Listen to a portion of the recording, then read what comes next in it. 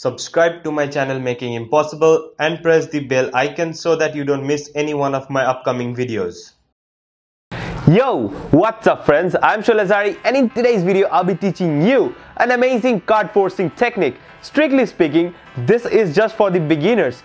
But this card forcing technique is really amazing. Even professionals use this sometimes. And what's so good about this card forcing technique is your spectator does each and everything. You sit back, relax and enjoy what your spectators are doing. After that, you do the magic like a boss.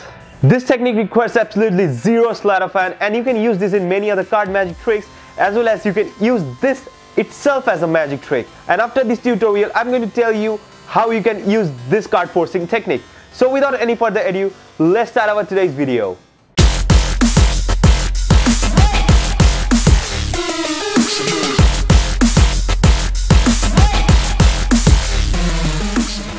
I'll feature one lucky Instagram user every Monday in my Smack That Monday episodes. If you want your Instagram profile or page to be featured in my next Smack That Monday episode, follow the simple steps that are given in the video description. So now, let's continue. Alright friends, you can see over here I have a deck of playing cards, and all the cards over here are shuffled and they don't have any kind of duplicates, right?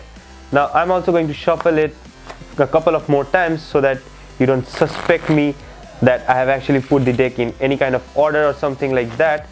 Alright, so this has been shuffled a couple of times. Now let me show you the card that these are right now in a new order, which these were not in the beginning of this trick, right?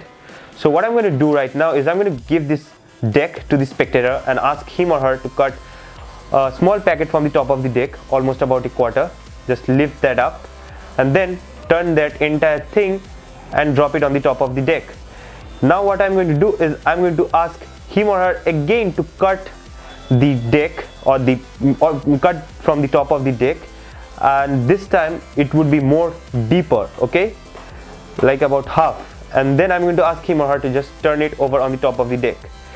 Now if I spread through the cards, you can see that there are a couple of cards that are faced up right now, and this is the first card that is face down, right?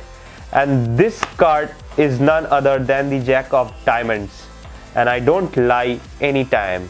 Okay friends, here's how it's done. First of all, you're going to shuffle the deck of cards, or your spectator is going to shuffle the deck of cards, and after that whichever card is on the top of the deck, that is the card that the spectator is going to select. So after shuffling the deck, you're going to turn over the deck and you're going to show all the cards to your spectator, saying that all the cards are different, and as you're doing it, you're actually picking at the top card, which is the King of Diamonds, and that's how you know what this card is. This is the King of Diamonds.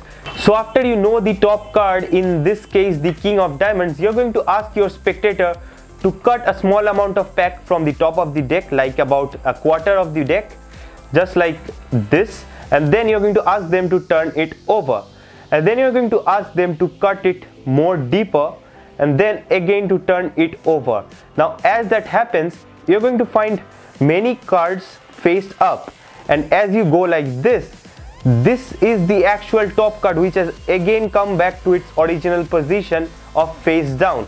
So the first face down card would be the King of Diamonds. For making the explanation more simple, I'm going to use a different colored card like this blue card, and I'm going to keep it on the top of the deck. Then what we did was we asked the spectator to cut a small pack like about a quarter like this and turn it over. Then we asked him or her to cut more deeper and turn the entire pack over, just like this.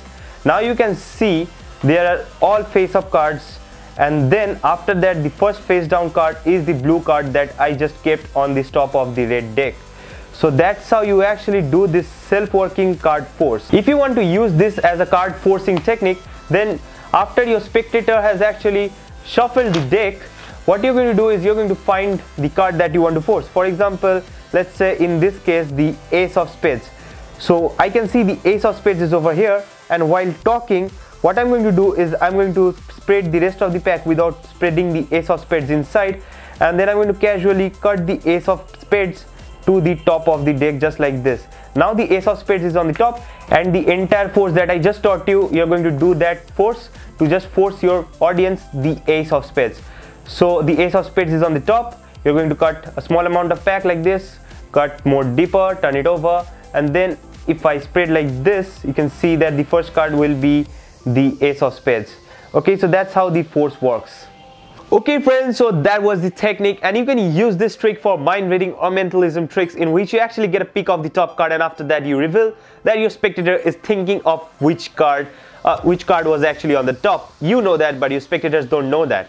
And you can also use this as a card forcing technique, in which you have to place the card after the spectator shuffles the deck. You have to place the card that you're going to force on the top of the deck. And you can also use this as a prediction card trick. If you actually make a prediction from beforehand, for that you have to obviously place a card on the top of the deck which you want to force, or if you want to make a prediction after they've shuffled the deck, you can always take a peek at the top card, and after that you're going to make that prediction of that top card. So that is the actual technique, and you can use these ideas in your magic tricks, in your daily card routine, or whatever you're gonna do. And if you find any other interesting routine, don't forget to mention them in the comment section. So I hope you enjoyed today's tutorial on this self-working card trick or the card force. Hit the like button if you did so, and don't forget to check my Instagram profile at @shoal_zari. And if you have any questions, put them in the comment section or DM me directly to my Instagram profile. Also, don't forget to smash the subscribe button if you're not a subscriber yet, and turn on the post notifications so that you don't miss my upcoming videos and my future Smack That Monday episodes. Peace. Peace.